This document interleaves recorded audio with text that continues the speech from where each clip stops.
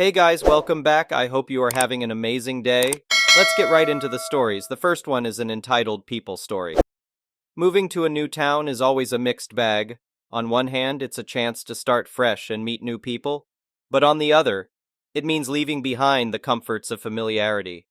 Little did I know just how much of an adventure was in store when my husband and I purchased a cute beach house in the sunny little town of Shoreline. After driving for 2 days straight, we finally rolled up to our new home sweet home.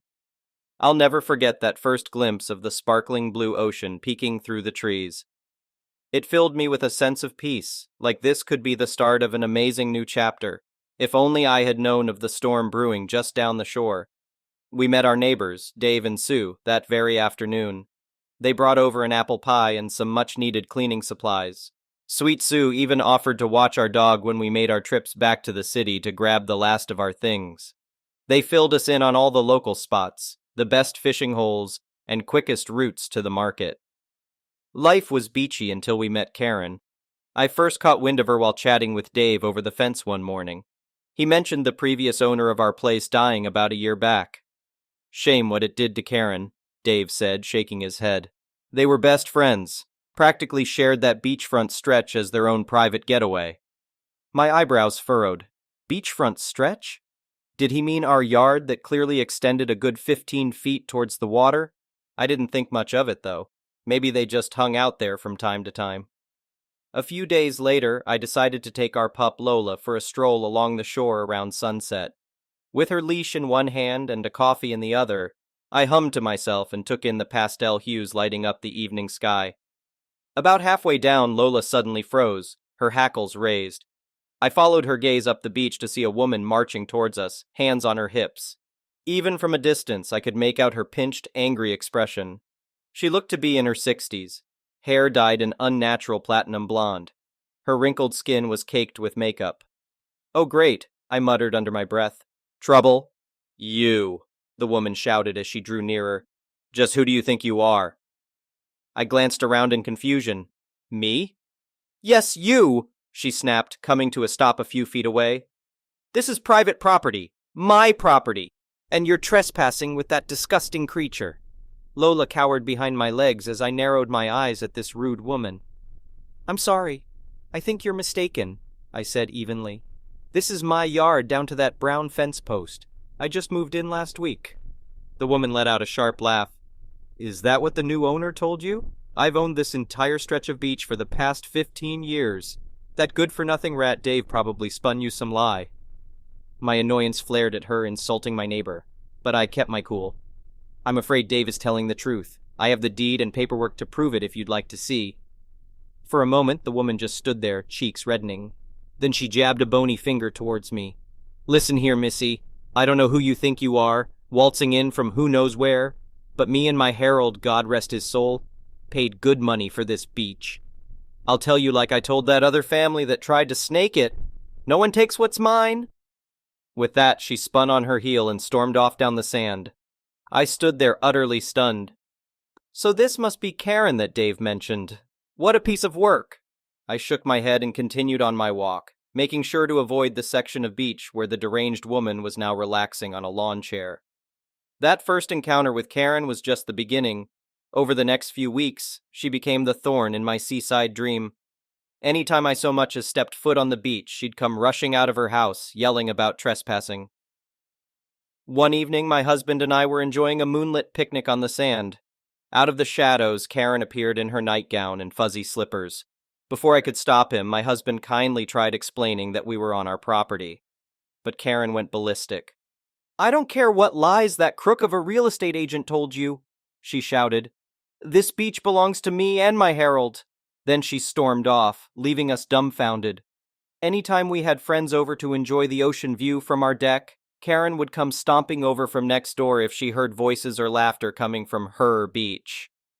My poor visitors didn't know what to make of this crazy woman screaming at us that we were destroying her paradise. The final straw came early one Saturday.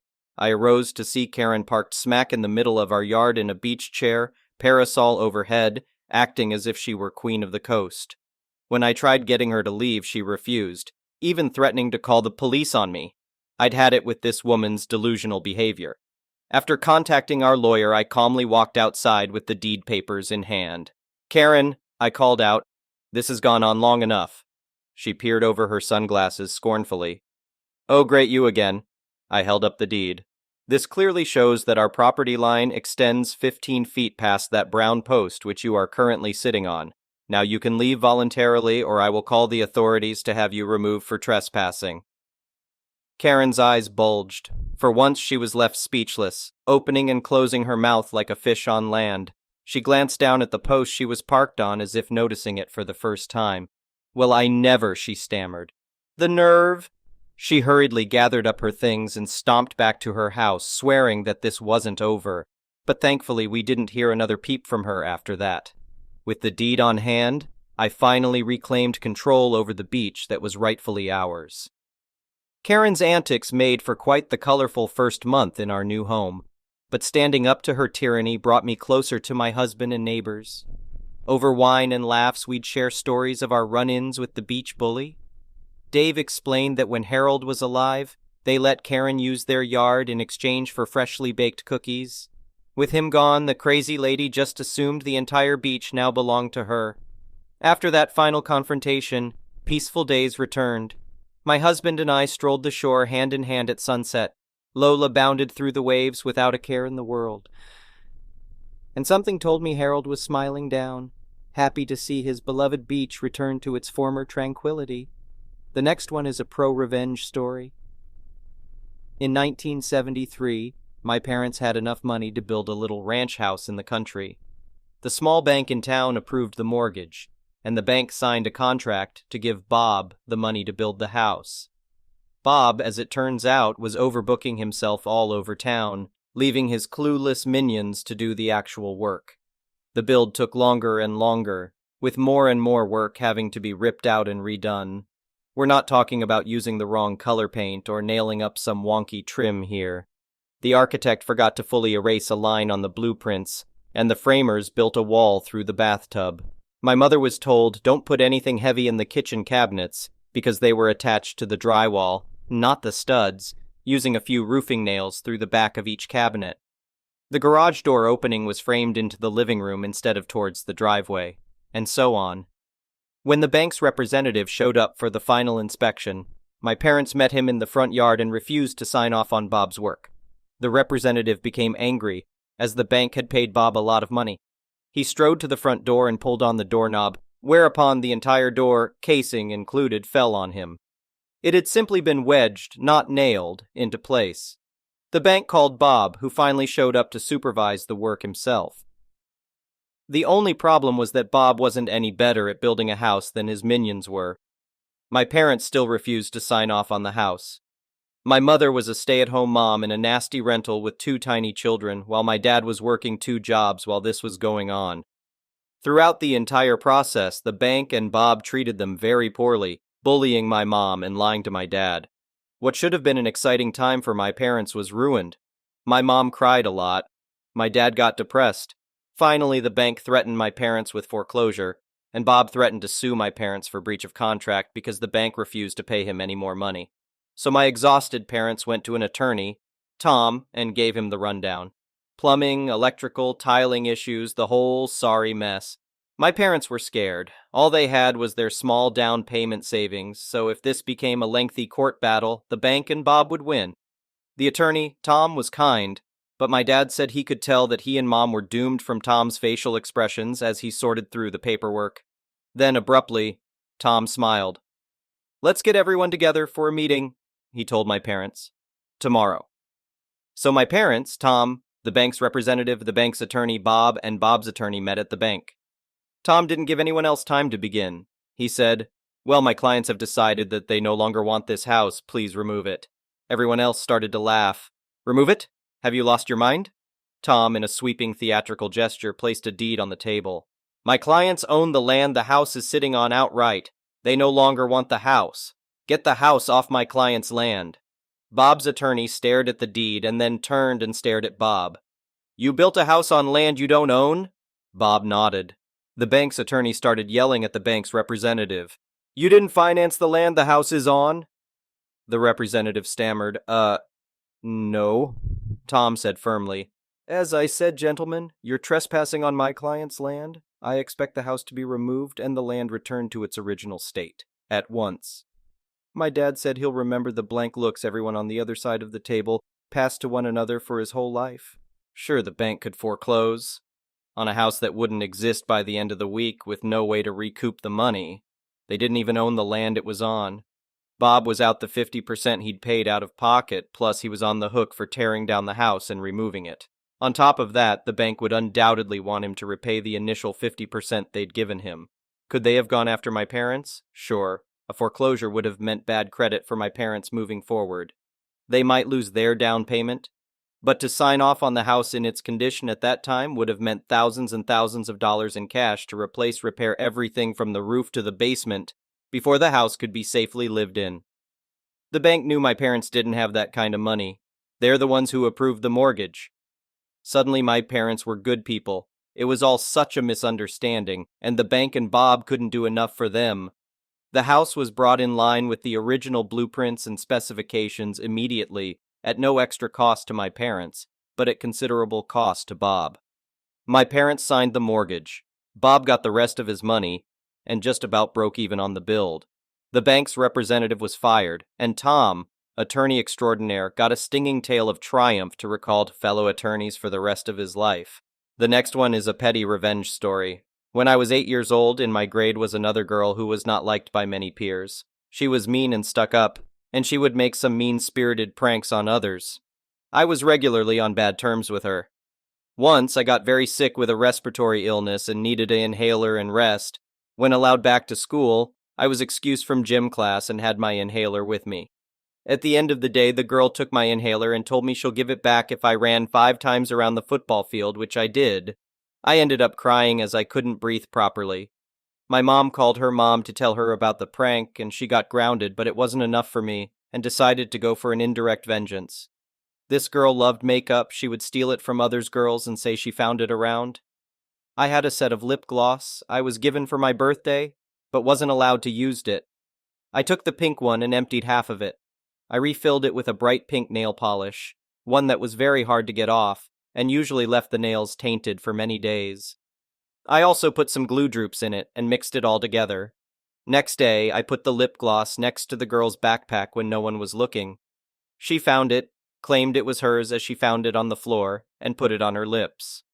Now, my evil childish plan was that the lip gloss wouldn't come off easily, and that she'll be scolded by teachers and her mom, as the schools had a no makeup policy. But she got her lips stuck together as we were quite in an hour-long class, and she was sitting in the back. At the end of the class, she started to freak out and cry with her mouth shut close. The teacher sent her to the nurse, who used alcohol and some nail remover and a cotton, I never understood what was she thinking, to remove the lip gloss, which worked but left her lips badly cracked, terrible red and sore. For the next few weeks she had problems with her lips, as she still tried to have chips and salty snacks, which caused a lot of pain, and she was upset about the look of her mouth.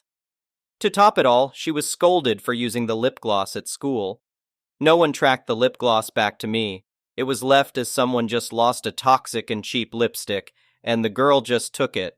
The rules became more strict about not bringing makeup to school. The next one is a malicious compliance story. So my college friend Gina, who graduated 2 years prior to me, but we still keep in touch, told me about how she dealt with her disrespectful mother-in-law Lana, who always had an opinion about how Gina did things. Gina and her husband live together in a house. It even has an office for her work as a data analyst. But it's also close to Lana's house, who was widowed 5 years prior, meaning she got frequent visits from her where she would always comment on every little thing, from her cooking to cleaning, and even her job. She was of the belief that Gina's office was actually a game room streaming setup due to the similar look and several monitors I don't know. At first, Gina let it slide for the first 2 months, but when Lana wouldn't let up, she told her husband Rick to do something about his mother's comments. Now, I personally have met Rick twice, and from the get-go, he seemed like someone who doesn't like confrontation. So when she told us about how he hadn't done anything about his mom, we weren't surprised. Don't get me wrong, he's very nice and supportive. He just dragged his heels on telling his mother to stop sharing her opinion about Gina and her lifestyle. Here comes the malicious compliance. Gina decided to comply with Lana's requests and told us how she did it. For the past several months, every time Lana would insult her cooking, cleaning, or job, she wouldn't do any of those things for her for 2 weeks. She said that it started small with her saying that the baked chicken she made was so bland, despite already eating it. So Gina cooked for herself and Rick, but not for Lana. She didn't even give her a plate. When the 2 weeks were up and she finally cooked for her, Gina says she dug in like a wild dog into meat. But to me, that just shows she really did enjoy the food. She just wanted to be mean. SMH. Gina says that she similarly did this for when she criticized her job, meaning she wouldn't buy Lana anything when she asked, nor lend her money. Gina ended by telling us that Lana is much more behaved now, meaning she's not as openly opinionated as before, and comes over to their home less often. Gina and Rick did have a fight or two over Gina's actions, which, to be fair, were spiteful. But if I'm honest, if Rick had just talked to his mom like Gina asked, this could have been avoided, but that's not my place to say. They talked it out, he apologized for his inaction, and right now Gina says it's all stable for now. The next one is an entitled people story. My 28M cousin Mary, 22F, grew to be an extremely jealous person in her teens. We've all hoped she would grow out of it, but she hasn't. She refuses to address it. When I proposed to my husband Sean a couple of years ago, Mary threw a fit. She wanted to be the first to get married between the two of us. She deserved it. She didn't even have a boyfriend. Because Sean and I chose to have a small personal wedding, we were able to use money set aside for us to buy a home and pay off half the mortgage. Cue another tantrum from Mary, despite the fact that there is money set aside for her too, including from our grandparents and Aunt Miranda, who chose not to have children. I think you can get the picture here. If I have something Mary doesn't, she wants it. If I accomplish something before her, it's not fair. It doesn't matter if she's younger than me by 6 years and I would naturally reach some goals before her. There's just no logic in her tantrums. This brings us to Miranda's annual New Year's party. There's always food, drinks, and games. It's a fun night where we can get wasted safely with family and friends if we want to, especially since there are no kids in the family at the moment. When I was returning from the bathroom, I saw Sean looking extremely uncomfortable and trying to fend off Mary, who was sitting much too close to him on the couch. I managed to overhear her telling him that women are much better than men and insisting he try with her because he didn't know what he was missing. Now, Sean is 100% gay, so this was just pathetic for her, but I was seeing red over the fact that she was attempting to ruin our marriage to satisfy her jealousy. I said, "If women are so great, then date a woman instead of trying to get my gay husband to sleep with you." The entire room heard this. I didn't control my volume. Party ruined. The family has spared us from most of the chaos that followed, but today we found out that the money that was set aside for her is no longer for her. The tuition to pay for the remaining classes for her bachelor's degree has been refunded to our grandparents since spring classes haven't started yet. All the money from her parents is going to her younger brother, and all the money from our grandparents and Miranda is going to be distributed between him and myself. She's getting nothing. She's also been given 3 months to find a new place to live, because her parents don't want her living under their roof. She was given a massive leg up just like I was, and she screwed herself out of it. I almost feel sorry for her, almost. Okay, I don't. The next one is an entitled parent story. So I am a 20-year-old female. My mother and I were discussing my studies, future plans, jobs, internships, and entrance exams last night, and she asked me, "I want to see how much of your salary you will give me in my hands once you start earning in the future." A little backstory. My mother has 3 sisters, and my grandfather was the only earner in the family at the time, so my mother and aunts would hand over all of their earnings to my grandmother. My parents are divorced, and my father was toxic. He used to take my mother's full salary and give it to her as needed. She had to ask him for permission to spend her own money. Back to the story. I asked her why I should give her my entire salary, and she explained that she and my aunts used to do the same. I told her that it was different back then because there was only one earner in the family and 6 mouths to feed, whereas now it's just the 2 of us. She became angry and began verbally abusing me. She informed me that if I declined to give her my salary, she will not bear the expenses of my wedding in the future, and I will be the sole payer. She also stated that she does not want me to ask her for free help in the future.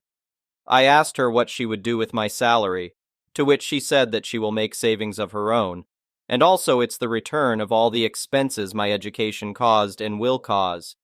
I told her that I don't mind giving her some money every month as help. I would have done so regardless, but expecting me to hand over my entire salary to her is a bit much because, after all, I would need it as well. She angrily said that she hopes that I end up with a husband who would do the same, who will take all of my salary and give me only what I need, like pocket money, after I told her how much she disliked my dad taking her salary and giving it to her only when she needed it. Thank you for watching. I would really appreciate it if you could like the video and subscribe to our channel if you haven't already. We'll see you again tomorrow.